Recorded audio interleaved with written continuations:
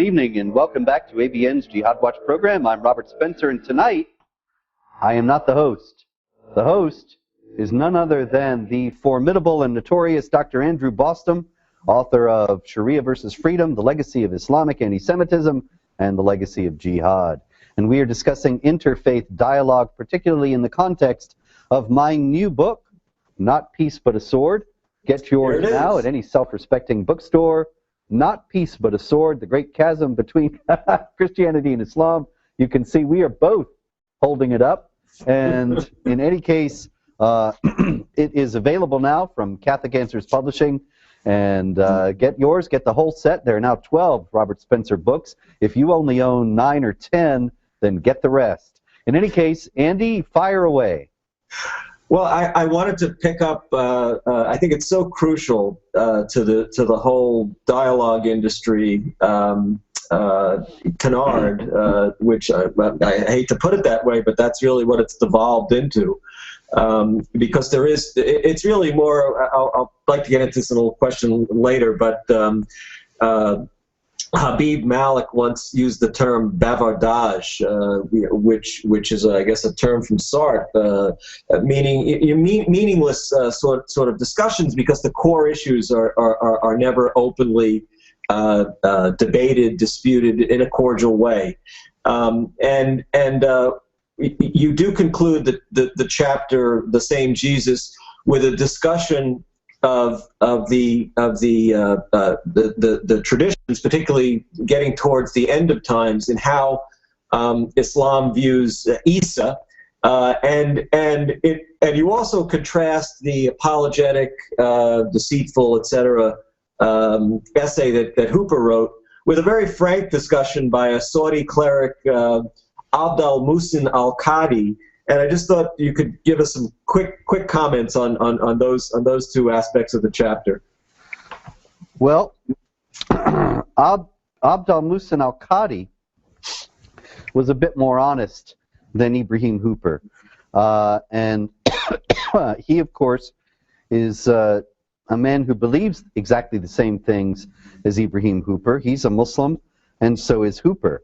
But Abd al-Muhsin al-Qadi is in Saudi Arabia.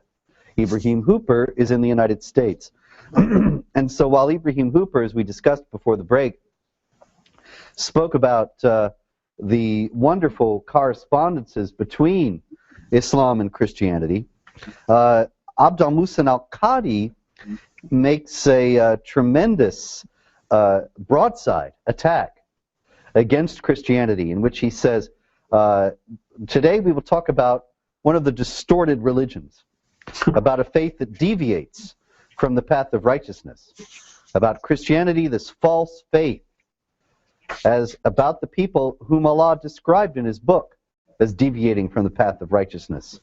We will examine their faith, we will review their history, full of hate, abomination, and wars against Islam and Muslims. In this distorted and deformed religion, to which many of the inhabitants of the earth belong, we can see how the Christians deviate greatly from the path of righteousness by talking about the concept of the Trinity, etc., etc. Then he goes into various criticisms of Christian theology and Christian belief. And then he says,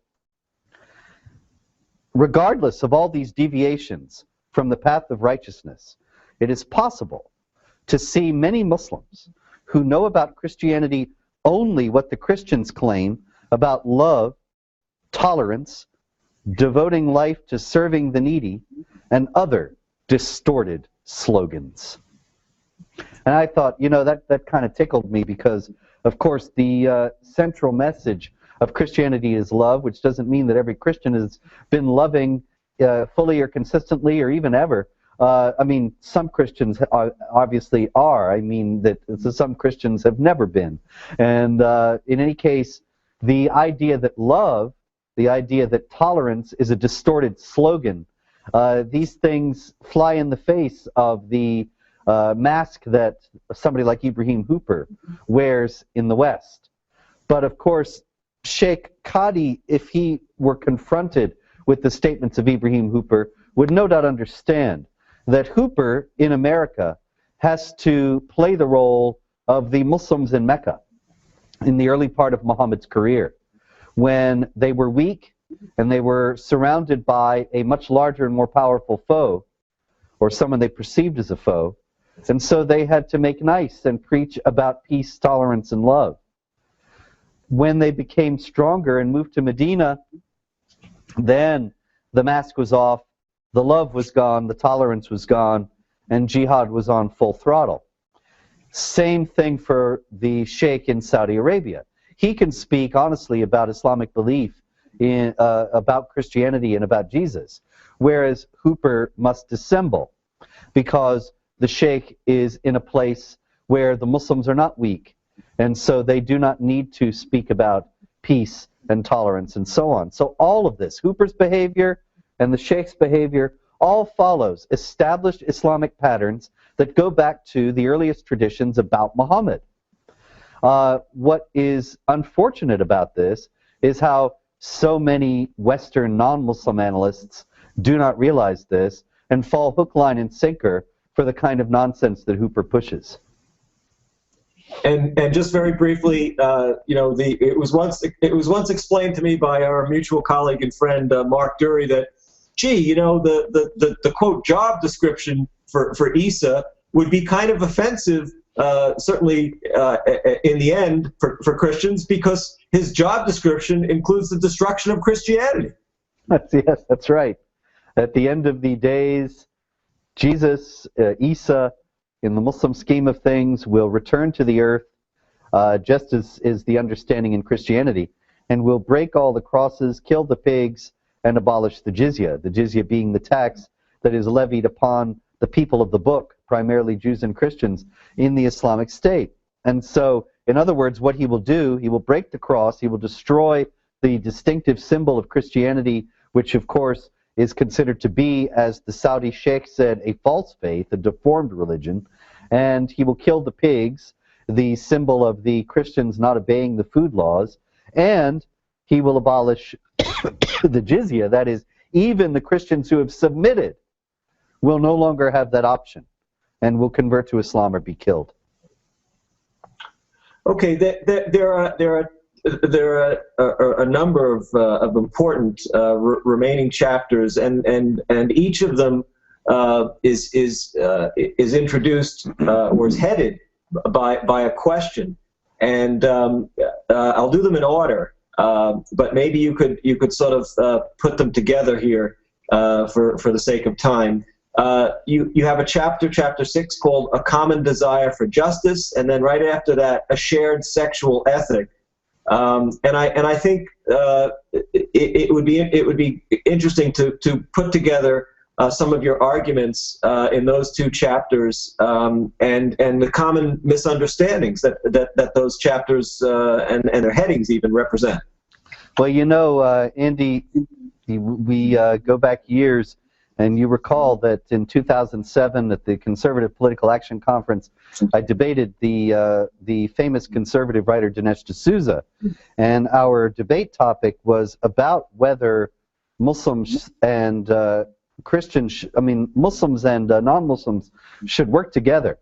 It was about his book, The Enemy at Home, which blamed the American left for 9/11, based on the idea that the American left had debased the morals of American pop culture to the extent that Muslims, being conservative and moral people, were so offended by the broadcasting of American pop culture into their own countries that they lashed out with 9/11.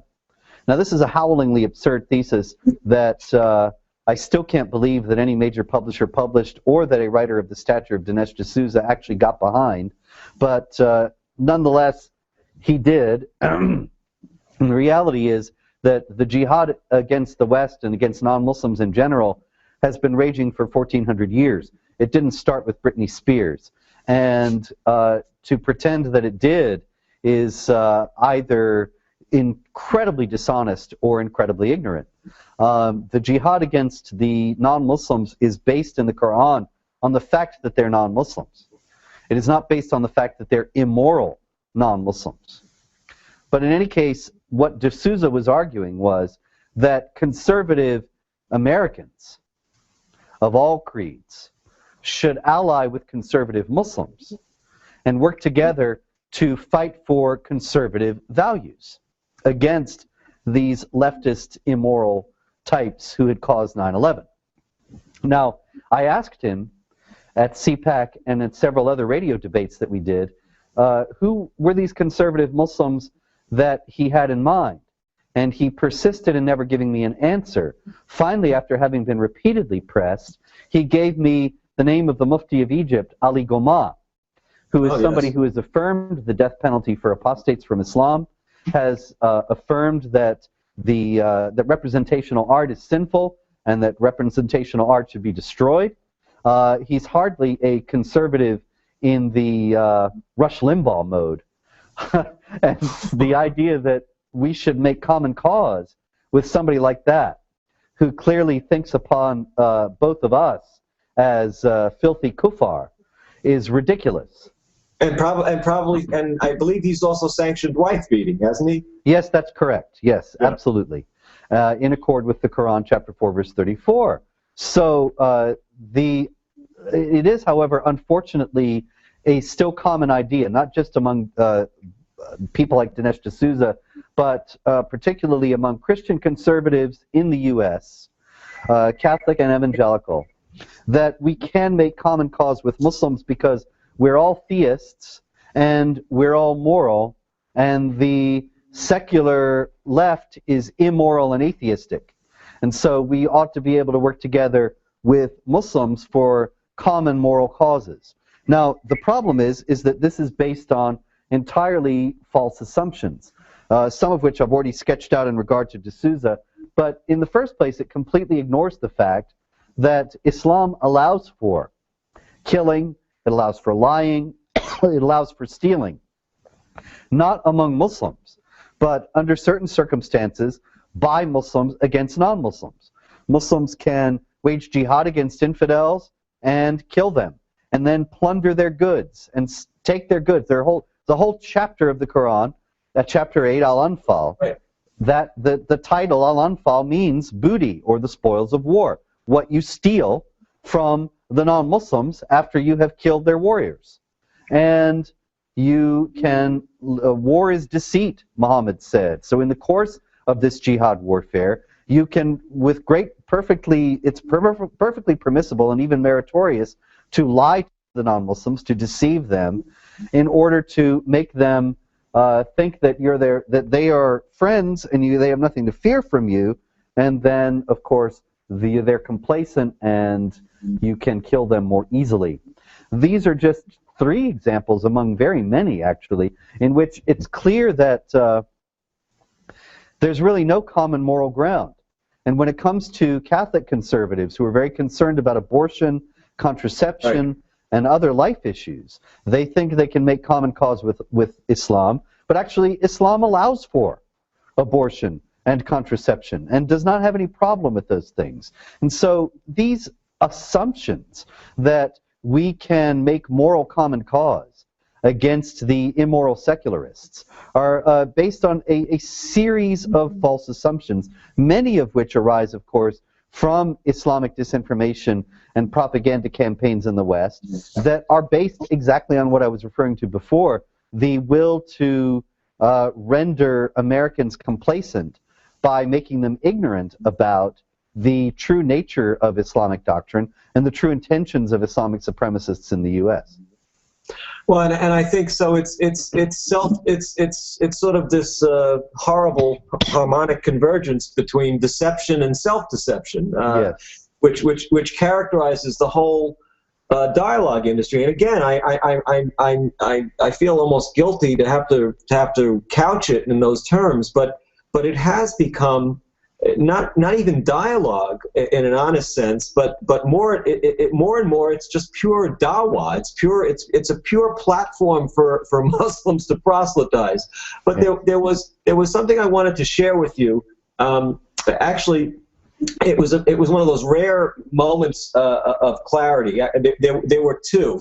I alluded earlier to something that Habib Malik had written, and I just want to. This was from 2003, and then it was followed up with some questions several years later by Cardinal Pell from the Archbishop from Australia, and Malik was talking about his dissatisfaction with dialogue, and here's how he put it. And I would like your comments on this. And he actually referred to it as the dialogue industry. He says, well, we're all three Abrahamic religions. We're the three Middle Eastern monotheisms. The Isa of the Quran is really the same as the Jesus of the New Testament. This is politicized dialogue. This is dialogue for the sake of dialogue. Philosophically speaking, this is what Sartre called bavardage. In other words, if this is dialogue, it's pathetic. It needs to be transcended, and specifically to concentrate, to focus on the common ethical foundation for most religions can also be very misleading, because when you get into the nitty-gritty, you find that even in what you supposed were common ethical foundations, there are vast differences, incompatibilities. Suicide bombers is one recent example. Again, this is from 2003. Condoned by major authoritative Muslim voices, completely unacceptable by Christianity. Then several years later, Cardinal Pell, who's the Archbishop of Sydney at the time, he posed 4 questions. He says, 1, do they, and he's talking about the Muslims, do they believe that the peaceful surahs of the Quran are abrogated by the verses of the sword? 2, is the program of military expansion, i.e. the jihad conquests from Arabia to Spain and India, is the program to be resumed when possible?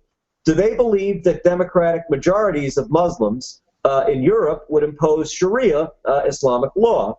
4, can we discuss Islamic history, even the hermeneutical problems around the origins of the Quran, without threats of violence? Now, I just like your comments, because it seemed to me as if the Cardinal was finally, stating out the kind of things that would have to be discussed in real dialogue. Yeah, I wish that had been followed up upon, and that really were the basis for dialogue. All too often, on the other, in contrast, we find that the Christian clerics who are engaging in this dialogue are totally clueless about Islam, and they wouldn't even know to ask those questions, or they probably would think that to ask them would be insulting or Islamophobic or something of that kind. The idea that you ask a Muslim leader about Islamic oppression of non-Muslims under Sharia, I mean, just contrast that with my dear friend Bishop Robert McManus of Worcester, who's been a frequent whipping boy on this program. And of course, I mean no disrespect to His Eminence, but the reality is that he said, when he disallowed my talk at a Catholic conference in Worcester in March, he said that a discussion of the Muslim persecution of Christians in Islamic countries would jeopardize the dialogue that he was having.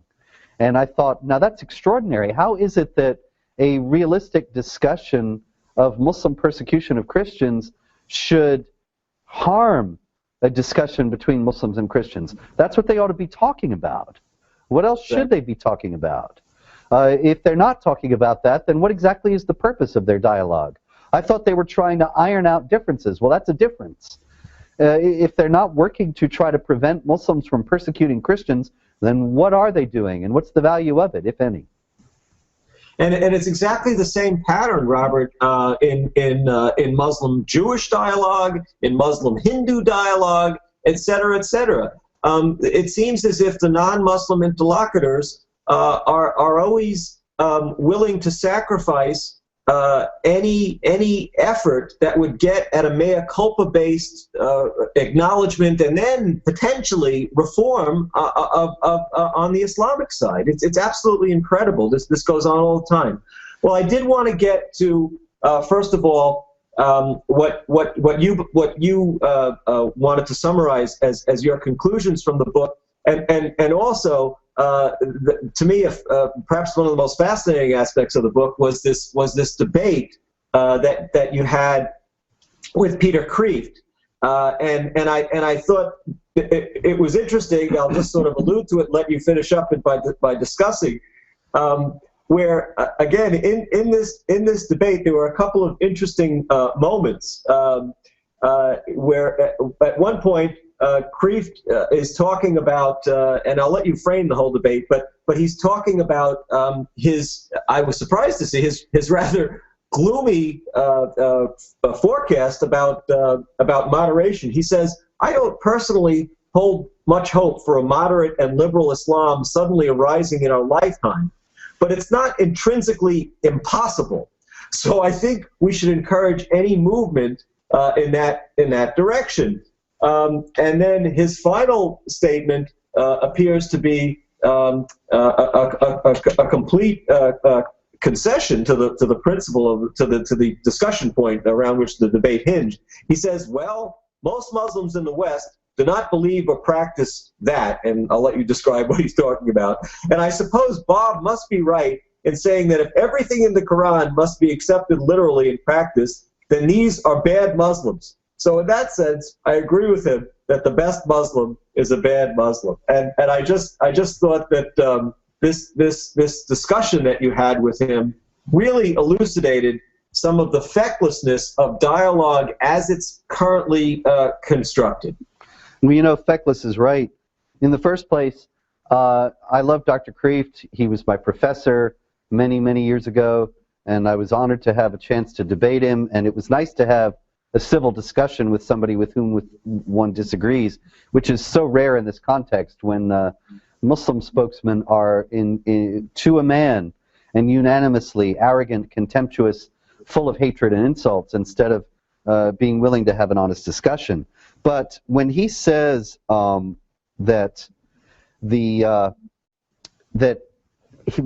Kreeft said at the end that if I am right that everything in the Quran must be obeyed, well, it's not as if I made that up, and it's not as if that's not an Islamic view. This is the Quran, chapter 33, verse 36. It says, "It does not behoove a believer, male or female, that when Allah and His Messenger have decided an affair, they should exercise their choice. And whoever disobeys Allah and His Messenger has strayed to manifest error." That's the Quran. The Quran is saying, if something is decided by Allah, you better do it. You don't question it.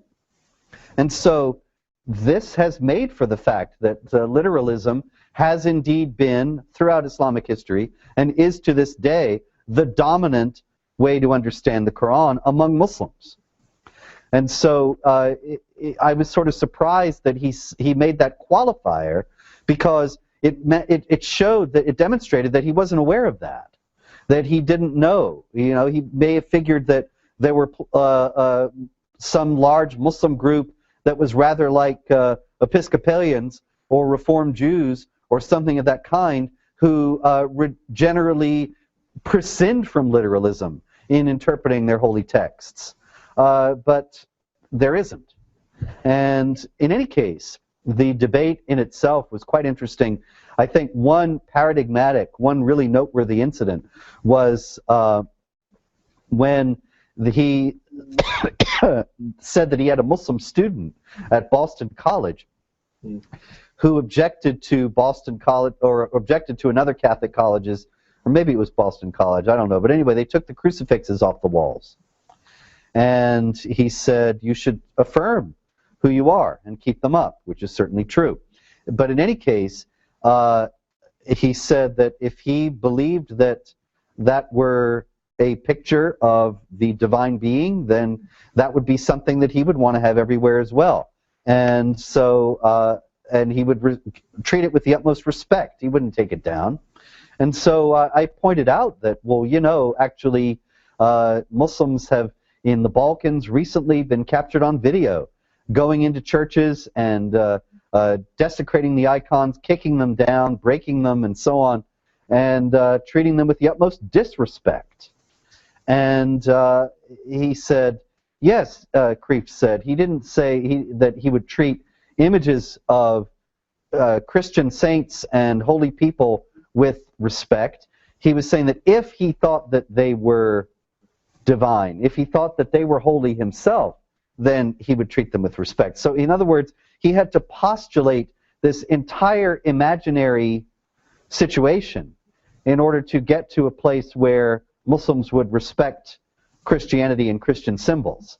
But in reality, Muslims disrespect Christian symbols out of the authentic Islamic piety that he was praising this guy for having. So again, it's the cardinal error of imputing ideas that come from Christianity, from the Judeo-Christian West, to Islam, which has a totally different belief system. That's it. And so this is the thing that, you know, people assume exactly that, and that's a good place to end the hour. That they assume that if something bears the name of a religion, it teaches you to be nice, to love God, to love other people, to not gossip and lie and steal and kill, and that's basically it. But in reality, there is a major world religion, and one of the three great Abrahamic faiths, that does not teach that toward those who are outside its fold, but rather teaches contempt, hatred, deception, and murder toward those people that are outside its fold. This is unpleasant, but it is nonetheless true. And any genuine dialogue and discussion can only proceed in any even remotely fruitful direction if that is acknowledged, because it's never ultimately useful or profitable to deny the truth. Andrew Ballston, thank you very much. This has been ABN's Jihad Watch program. I am Robert Spencer, and thank you very much for watching. Good night, and God bless.